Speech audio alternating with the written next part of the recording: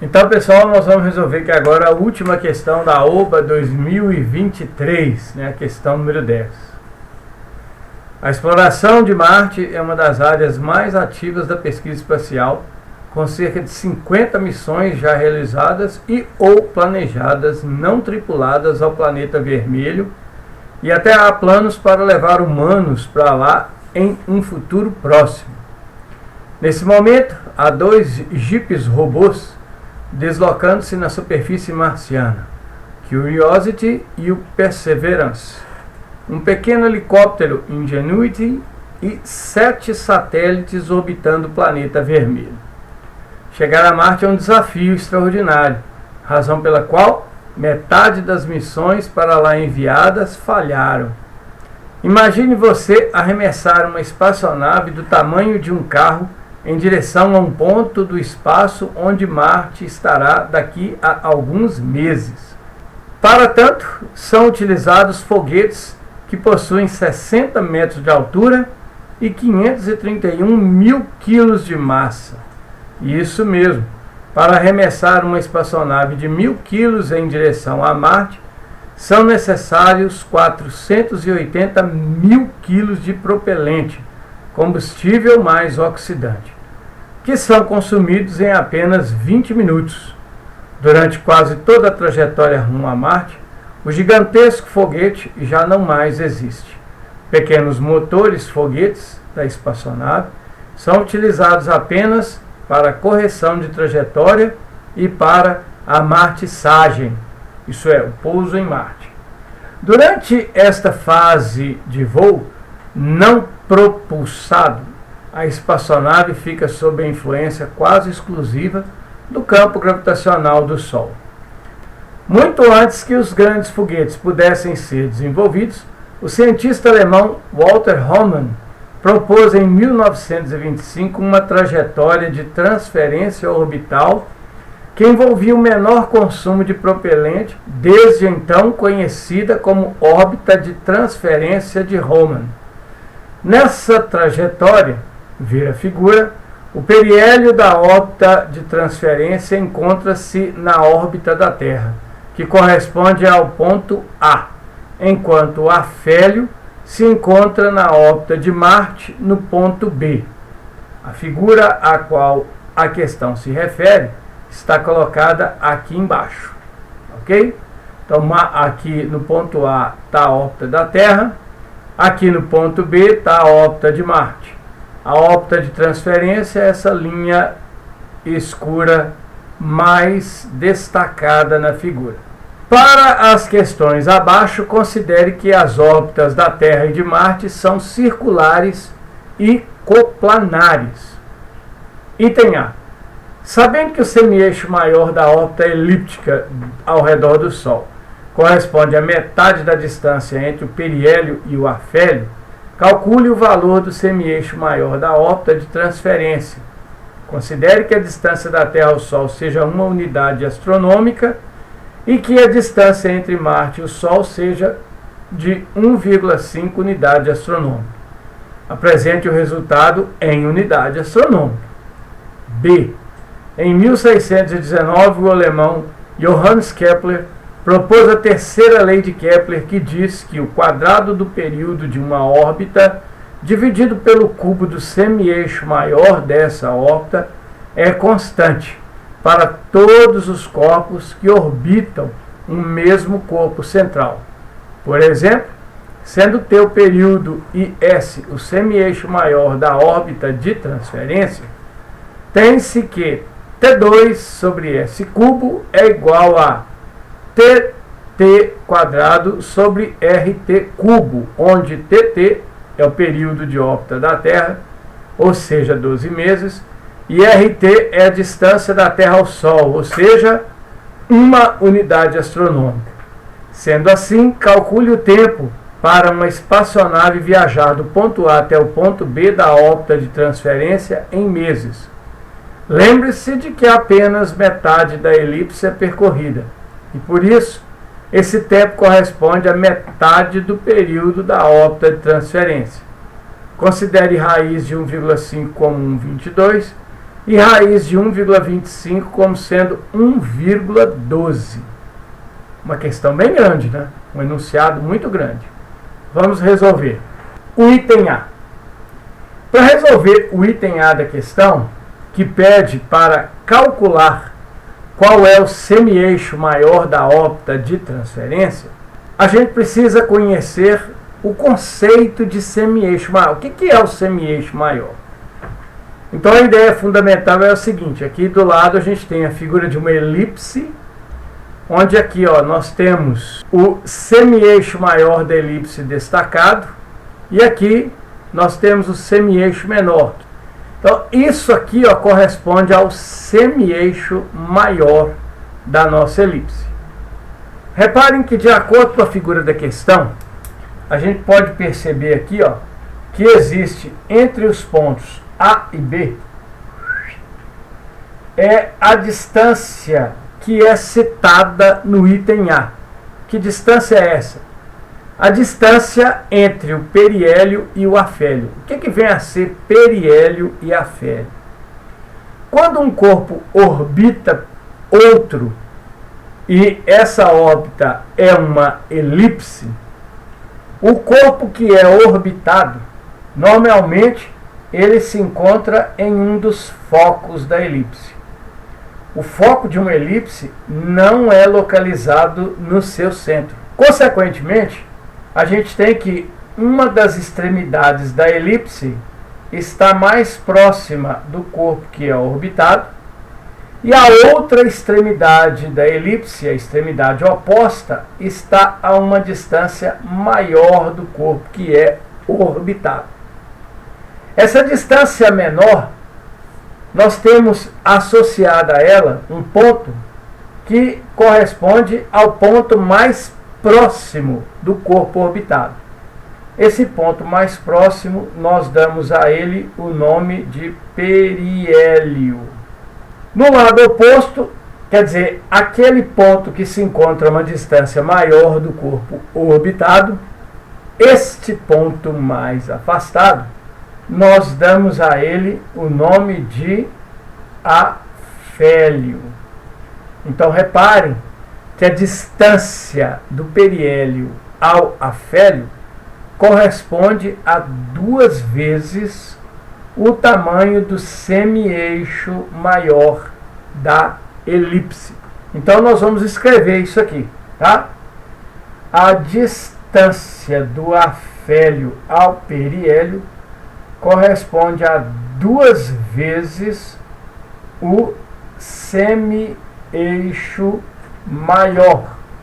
Se a gente quer descobrir qual que é o semi-eixo maior, então eu vou dizer aqui, que o semi-eixo maior, ele é nada mais, nada menos que a distância do afélio ao periélio dividido por 2, a metade dessa distância.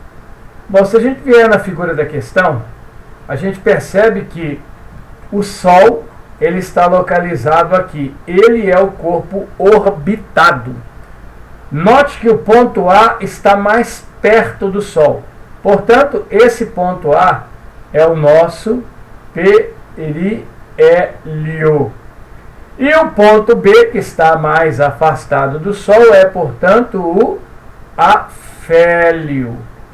Note que a distância entre A e B corresponde a uma unidade astronômica somado com 1,5 unidade astronômica. Então, a distância do afélio ao periélio pode ser entendida como sendo 1 UA somado com 1,5 UA. Assim sendo, a distância entre o afélio e o periélio é de 2,5 unidade astronômica. Mas vejam que o semi-eixo maior é a metade dessa distância. Ou seja, nós vamos colocar aqui que o semi-eixo maior é de 2,5 unidade astronômica dividido por 2. Logo, o semi-eixo maior terá o comprimento de 1,25 unidade astronômica. Este é o valor da medida do semi-eixo maior. Esta é a resposta do item A da questão 10. Agora nós vamos resolver o item B dessa questão de número 10. Em 1619, o alemão Johannes Kepler propôs a terceira lei de Kepler, que diz que o quadrado do período da órbita dividido pelo cubo do semi-eixo maior dessa órbita é constante para todos os corpos que orbitam o mesmo corpo central. Por exemplo, sendo T o período e S o semi-eixo maior da órbita de transferência, tem-se que T quadrado dividido por S o cubo é igual a TT quadrado sobre RT cubo, onde TT é o período da órbita da Terra em 12 meses, e RT é a distância da Terra ao Sol, isto é, uma unidade astronômica. Sendo assim, calcule o tempo gasto para uma espaçonave viajar do ponto A ao ponto B da órbita de transferência em meses. Lembre-se que apenas metade da elipse é percorrida. Isso quer dizer que o tempo corresponde apenas à metade do período da órbita de transferência. Então vejam só, duas informações importantes. Primeiro, a lei de Kepler. A lei de Kepler, de acordo com o enunciado da questão, o período da órbita de transferência ao quadrado sobre o semi-eixo maior ao cubo é igual ao período da Terra ao quadrado dividido pelo raio da Terra elevado ao cubo. Vejam que foram dados os valores que nós precisamos para fazer os cálculos. Nós temos que o período da Terra está aqui, que é de 12 meses, e temos que o raio da Terra também está aqui, que é de uma unidade astronômica. Perceba que o semi-eixo maior da órbita de transferência foi justamente aquele que foi calculado aqui, ó, no item A da nossa questão. Então nós conhecemos. Nós conhecemos aqui na equação de Kepler 3 valores. Podemos, portanto, determinar o quarto valor.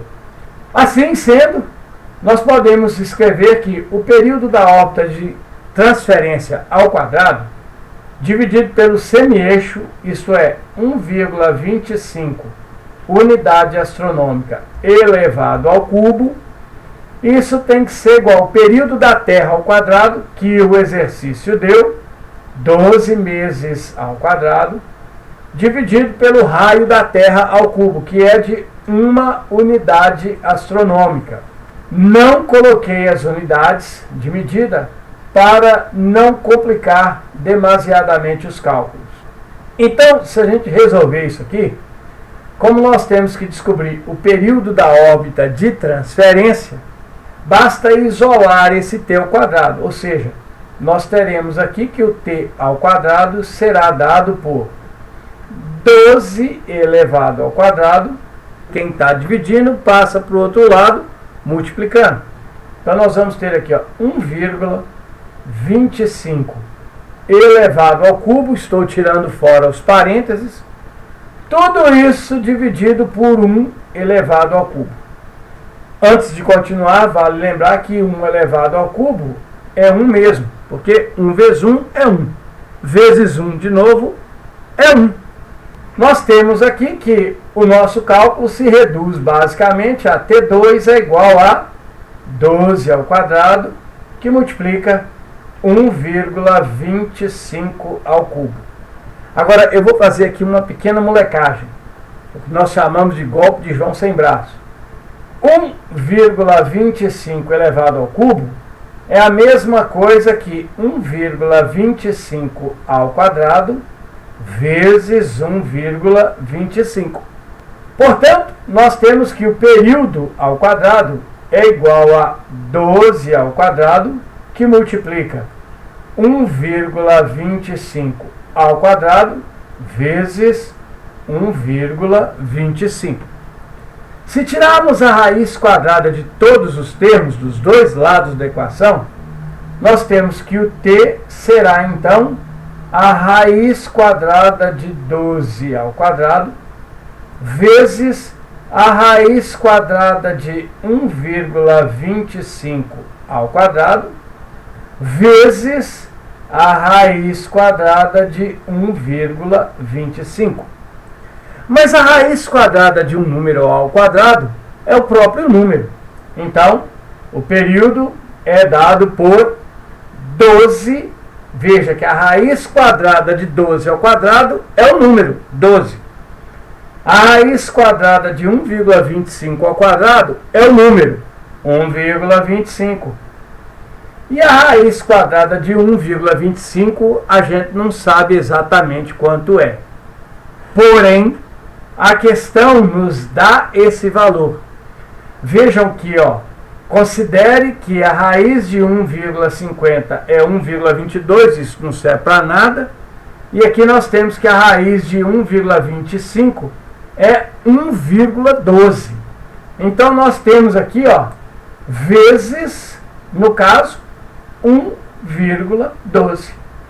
Basta, portanto, a gente descobrir o resultado desta conta aqui para a gente determinar o período orbital da órbita de transferência. Então, vamos lá. Se pegarmos 12 e multiplicarmos por 1,25, nós teremos 5 vezes 2, 10, vai 1, 5 vezes 1, 5 e 1, 6. 2 vezes 2, 4, 2 vezes 1, 2. 1 vezes 2, 2, 1 vezes 1, 1. Somando 0, 10, vai 1, 5, 1. Duas casas depois da vírgula, duas casas depois da vírgula. Então nós temos que 12 vezes 1,25 é 15.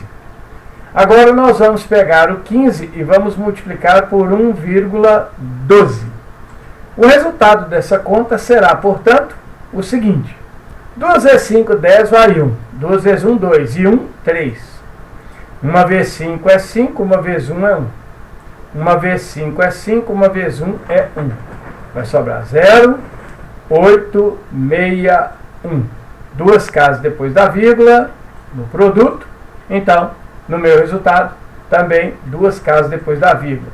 Temos então que o período da órbita de transferência é de 16,8 meses. Mas por que meses? Porque para fazer esse cálculo, nós usamos o período orbital da Terra, que foi dado aqui como sendo de 12 meses. Então, o período orbital da órbita de transferência também será dado em meses. Então, nós sabemos que para fazer todo o percurso orbital da órbita de transferência, são necessários 16,8 meses. Porém, lembre-se do que foi dito aqui em cima. Apenas metade da elipse é percorrida. Logo, o tempo para ir de A até B é metade do período da órbita de transferência. Então, nós temos que o intervalo de tempo ΔT é igual ao período dividido por 2. Logo, o nosso ΔT corresponde a 16,8 meses dividido por 2. Isso dá 8,4 meses. Esse tempo, 8,4 meses, é o resultado da resolução do item B. Espero que vocês tenham gostado. Tchau, pessoal!